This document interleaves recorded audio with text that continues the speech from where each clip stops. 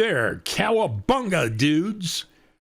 Just wanted to give you a throwback. I was a 60s kid growing up just 20 miles from Santa Cruz. So some of those photos are shot Long Beach, Huntington Beach, Santa Cruz, and a couple of Hawaii shots. So I grew up a surfer kid, and I'll tell you what, miss those days. So welcome aboard. Today we're going to talk about Psyops and what that really is and what that means to all of us. We're also going to talk about how that actually plays with spirituality and the psyops that are actually in place today to prevent you from seeing your potential in this world. So let's dive right in and get out there. All right, let's take a look here. So psyops have been around for the longest time, and let's look at the definition of what this is really about. So on the left, wars are fought on and off the battle, and psychological operations have also been known as military information that supports operations. And this is MISO, military information that supports operations, since only a decade ago. The goal is to win hearts and minds and to ultimately take control of the narrative. So let's take a look at what that really means. So according to the U.S. Department of Defense, psychological warfare is the planned use of propaganda and other psychological actions having the primary purpose of influencing the opinions, emotions, attitudes, and behavior of hostile foreign groups in such a way as to support the achievement of national objectives. Now think about this. When we did the media primer yesterday, they're using this in the media against us right now today. Psyops influence the behavior of various governments, groups, organizations, and individuals. Ultimately, this is the goal. Great example with Saddam Hussein. Military fiber optic cables were used by Saddam and his regime to suppress the Iraqi people. And why? Because they couldn't tap into them. So that's how they kept the dialogue and the narrative supporting them. Remember, psyops can be used during conflict or peacetime. They are being used today. Have no doubt about that at all. There are three main types of psychological operations: strategic, operational, and tactical. And let's look at each one. Strategic is conducted outside of a military purpose. That's exactly what's happening today. It often has advanced or long-term objectives, and they are global in nature and may be directed towards very large audiences. A great example of this is the 17-letter movement. That is indeed part of a psyop. Now, I'm not saying it's invalid. I'm just saying it's being utilized for communicating and winning hearts and minds. So that is exactly what it's being termed for. So it's a strategic psyop. Let's look at operational.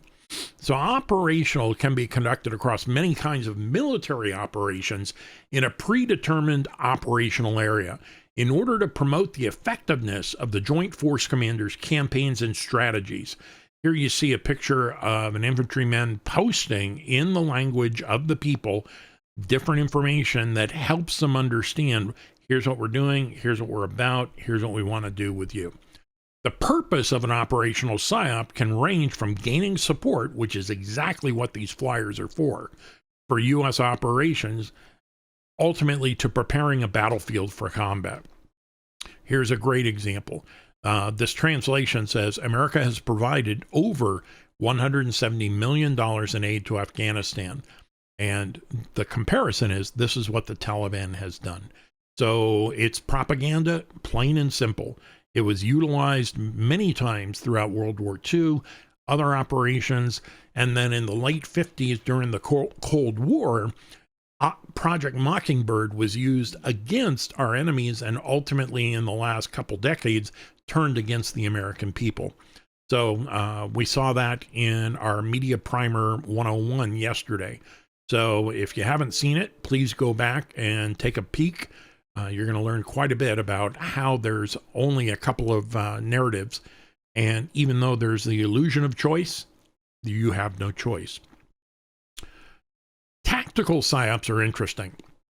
Military missions are typically used to secure immediate goals against the opposing forces in an assigned area, often used as a way to lower the morale and the efficiency of enemy forces. Here's a quote: Taliban, do you think you're safe in your tomb?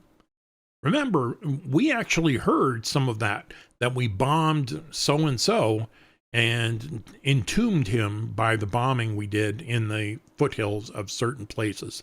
So what do you think? Was it a psyop? Or was it propaganda? Or was it both? So that's how that works. So psyops are not a form of force, but they are force multipliers. Coalition forces are prepared and well-trained to defend themselves against chemical weapons attacks.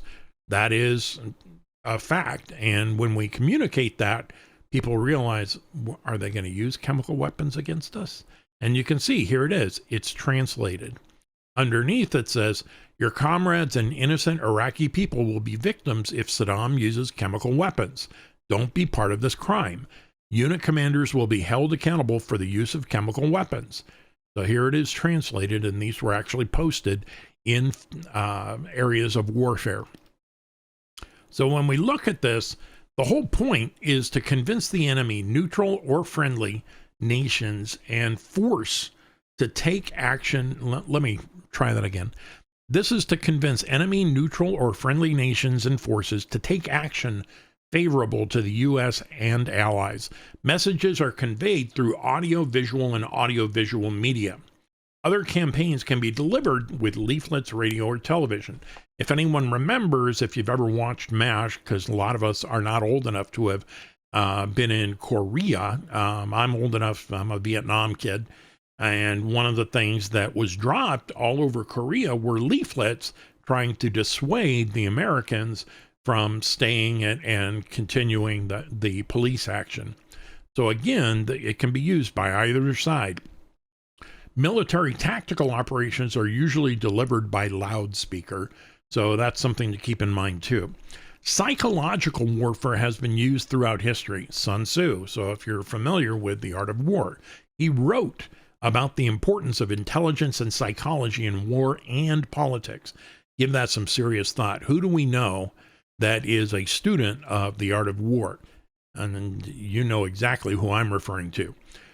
The goal in Sun Tzu's Art of War is to capture the enemy's entire army is better than to destroy it. Subdue the enemy without fighting is the supreme excellence. So keep that in mind. That's actually from 500 BC. If you look at Alexander the Great in 300 BC, he conquered most of the known world by spreading stories of his savagery. But the reality is, one of his tactics was the construction of oversized armor that would fit giants. These were left on the battlefield before a conflict in order to inspire terror and ultimately surrender, even from armies that greatly outnumbered his own. Again, this is psyops.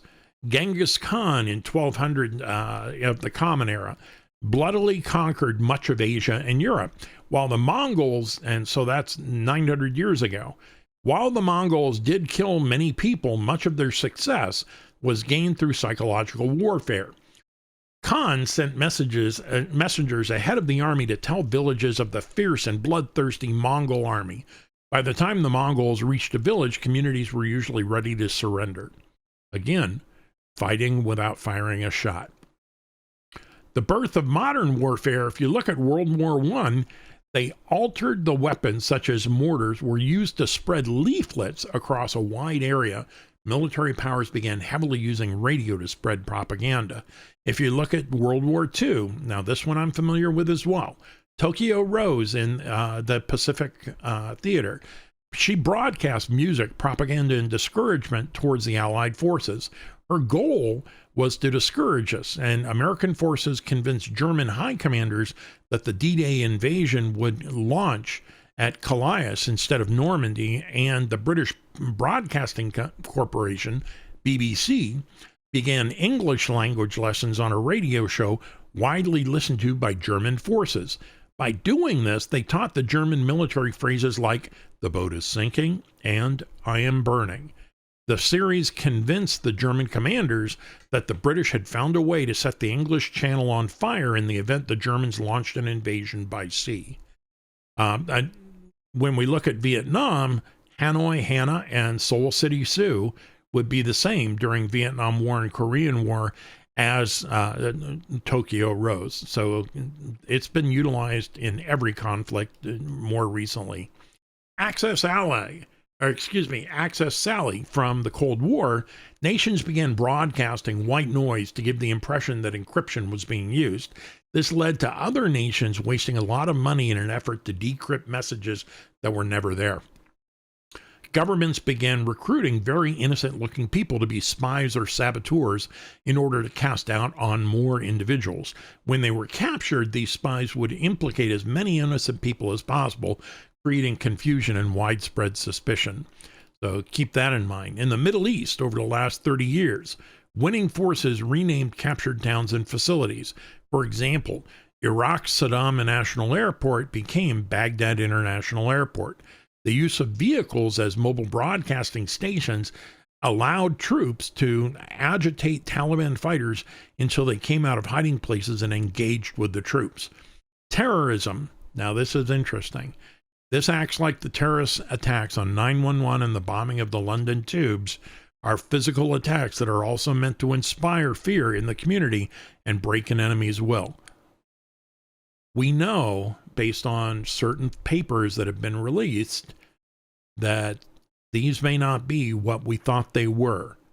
So think about that for a minute. And why would that be utilized to mobilize and win support?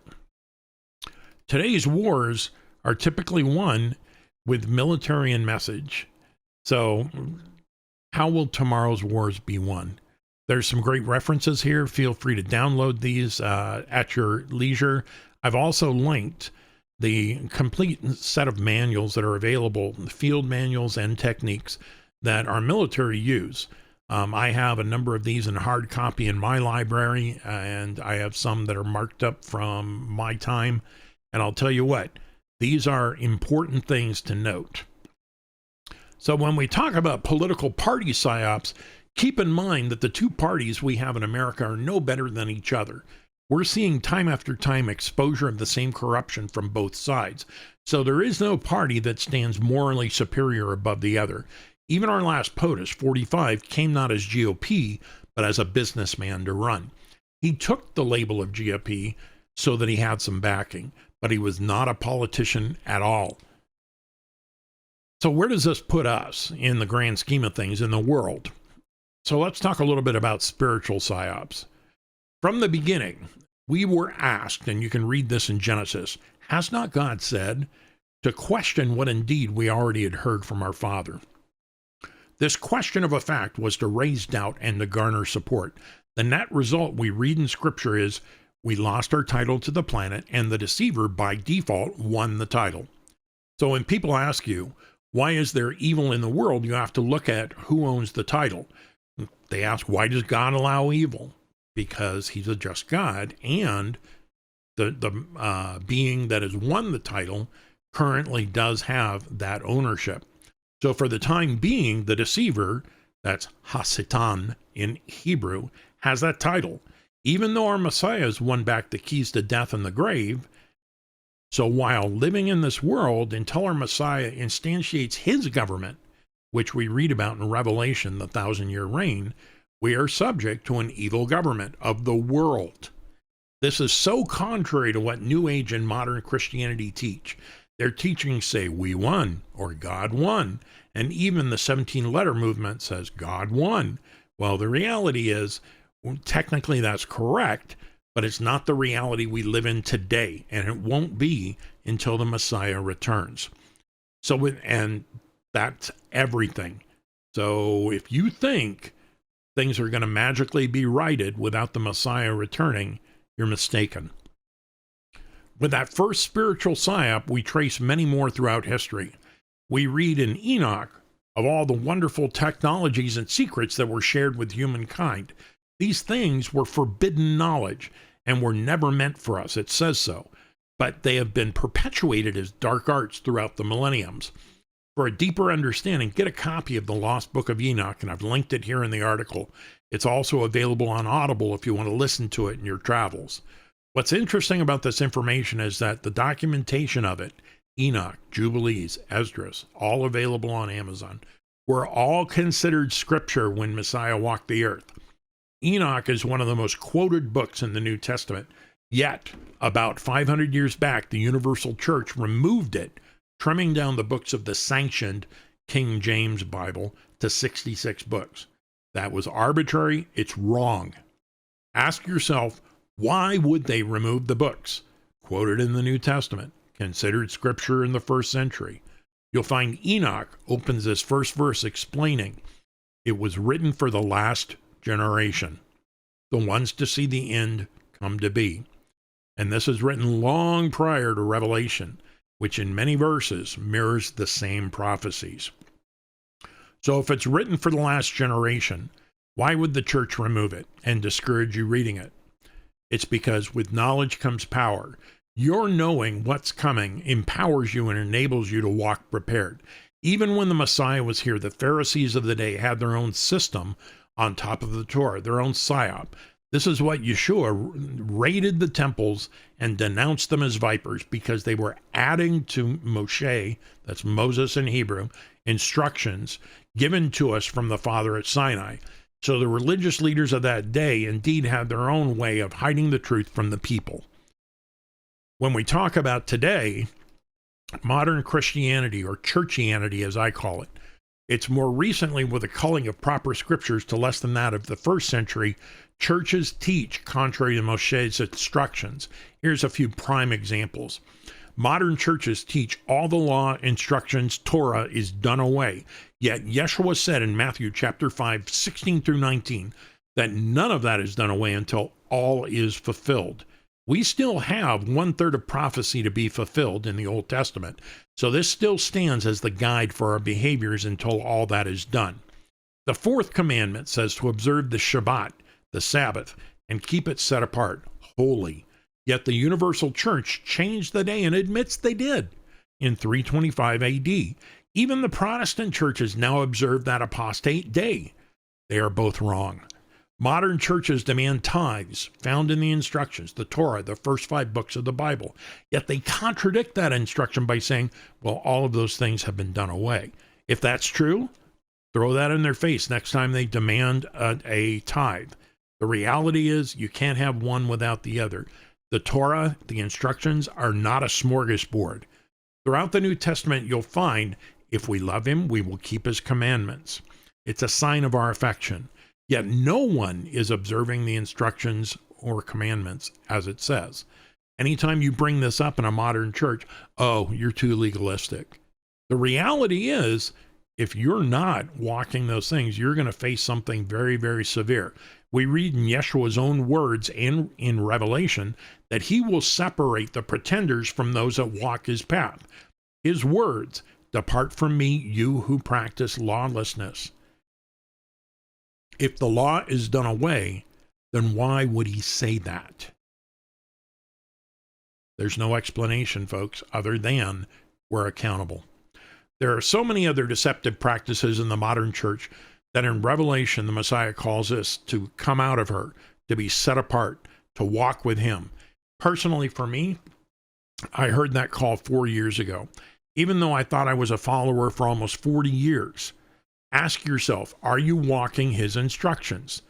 That is his guideline when he separates us from the rest. There's indeed future psyops coming in the spiritual world.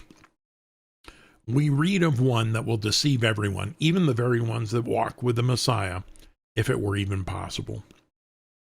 He will come with great signs and wonders, and you have to ask, can I tell the difference today?